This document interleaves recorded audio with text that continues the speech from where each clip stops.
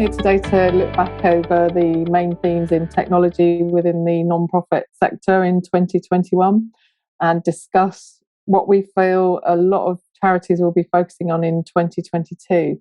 With me is Adam Monk, CEO and founder of Smartdesc, and James Field, Strategy Director. Really over to you first, James. Obviously, we've had a very busy 2021 and now just entering the 2022 and really just wanted to talk to you today about how our charity customers have been working with us and what we've been working with them on, what technology trends have dominated 2021 and what we can look forward to in this year. Thanks, Tracy. Happy New Year, everyone. I think last year was definitely the year that people were mopping up really after the kind of unplanned explosion onto the cloud that was 2020. So it's been a great year for accelerating cloud adoption and those plans of moving to cloud systems that have been kicking around in the back office for a couple of years had happened overnight.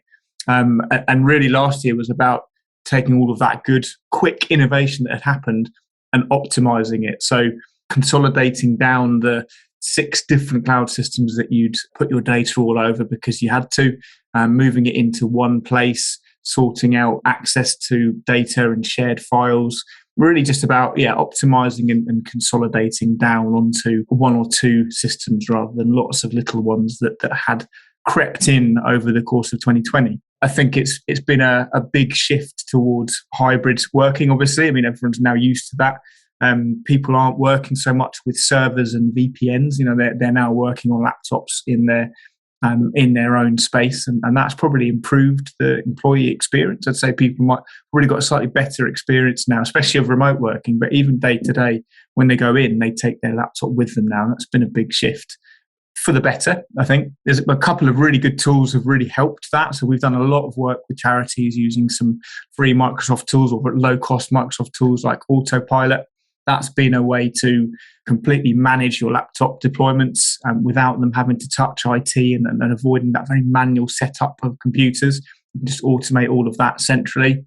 And also Intune as well, which is a way of managing laptops centrally without them having to come into the office and be behind the office network, which they weren't anymore. So kind of standardizing and managing your fleet of laptops from the cloud has been really useful to a lot of charities because their offices have been either shut down or just inaccessible. The fly in the ointment, as ever, is security. So I think that's been a headache for a lot of organisations because this whole concept of sitting behind a corporate firewall in your office is now completely redundant, really.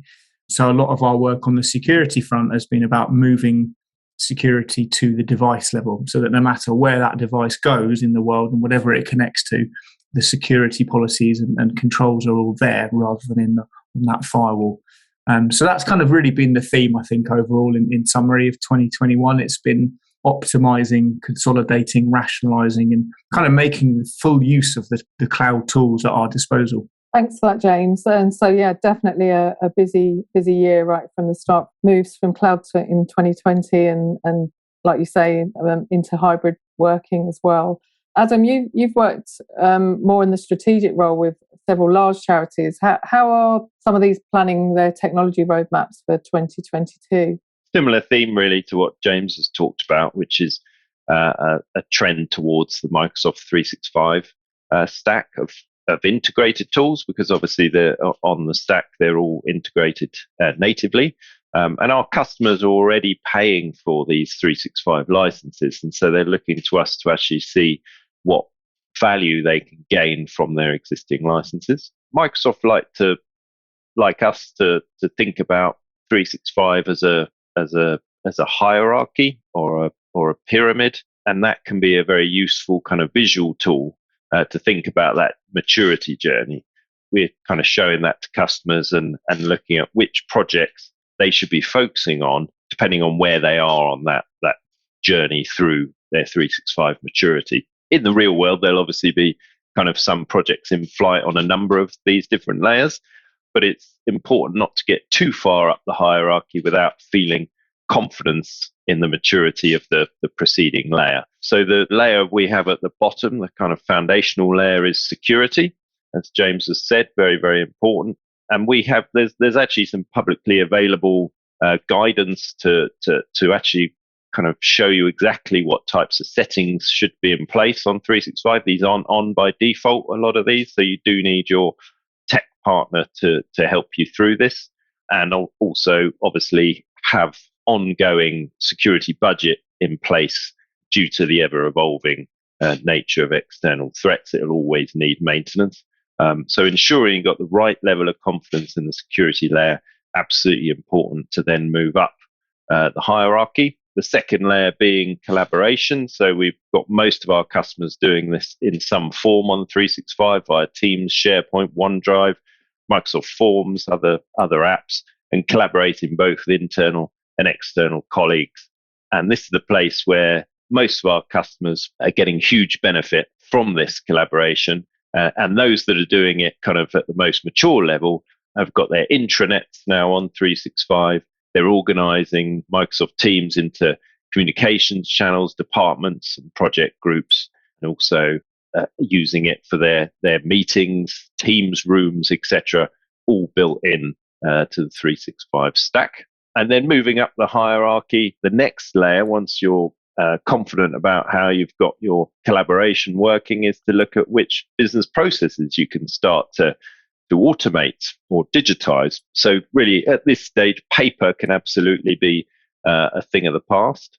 And also there's the potential now to actually remove repetitive manual entry tasks from colleagues as well. So 365 has made this all very much possible. It's no longer just big businesses that can achieve that.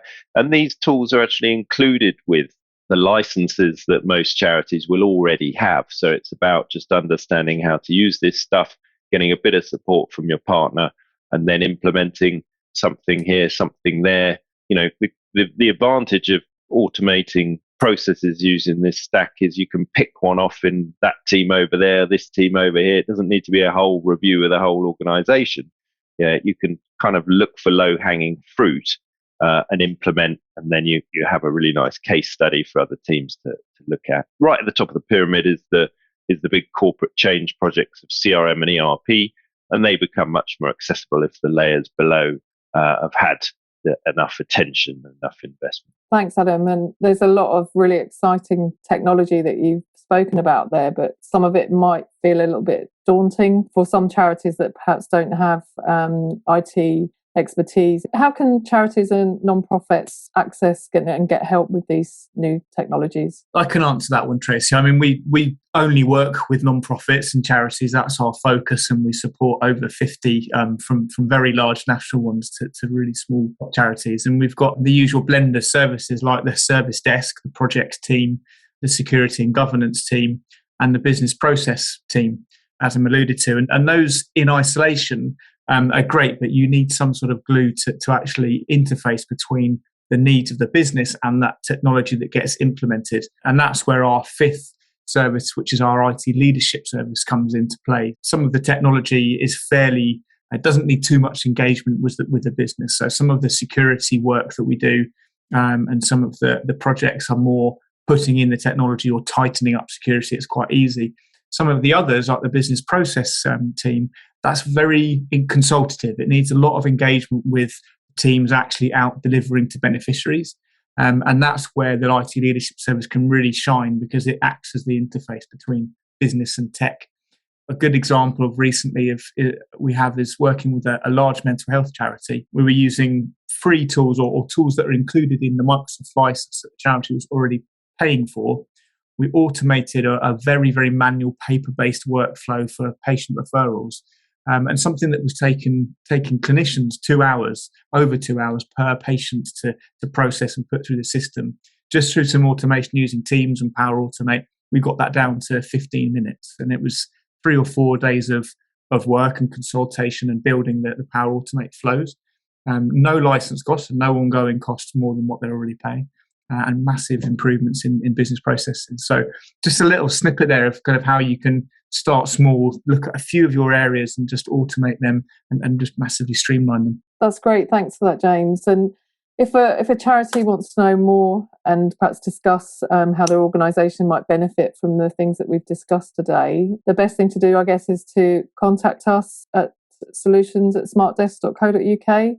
and maybe book in a technology review with one of the directors? Yeah, very much so. We offer a free hour consultation where we can just listen to your challenges, your pain points. It normally starts with what doesn't work within your organisation, and then just bring some ideas, bring some suggestions, share some good practice of things that we've done at other charities, and hopefully give you a direction with which to point. And then obviously happy to talk more about some of our other services if you're interested. That's great. Thank you both for that. We look forward to 2022 and working with lots more charities and non-profits. Thanks, Tracy.